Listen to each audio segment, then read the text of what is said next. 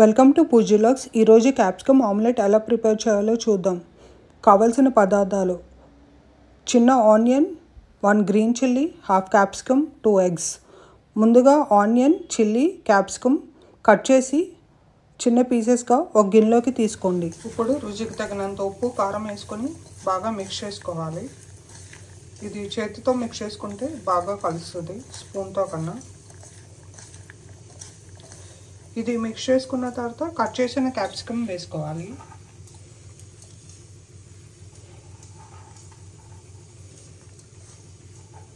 Capsicum వేసుకుని బాగా mix చేసుకోవాలి.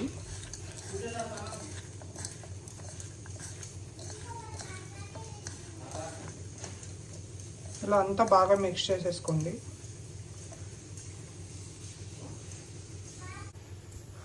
ఇప్పుడు 2 ఎగ్స్ వేసుకొని బాగా మిక్స్ చేసుకోండి స్పూన్తో.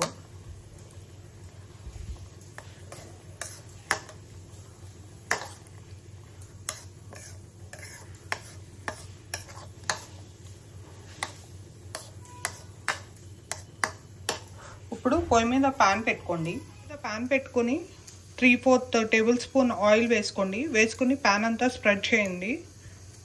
ఇలా ప్యాన్ బాగా హీట్ ఎక్కాలి. హీట్ ఎక్కిన తర్వాత మనం కలుపుకున్న స్టఫింగ్ అయితే వేసుకుంటాము.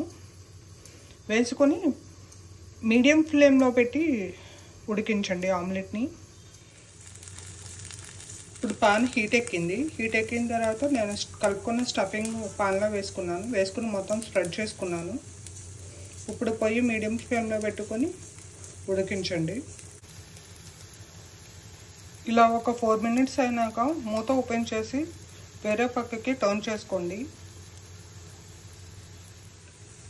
ఇలా వేరే పక్కకి టర్న్ చేసుకున్నాక ఒక 2 మినిట్స్ వేగనివ్వండి. వేగిన తర్వాత స్టవ్ ఆఫ్ చేసుకోండి. ఇప్పుడు మనకి వేడివేడిగా ఆమ్లెట్ అయితే రెడీ అయిపోయింది.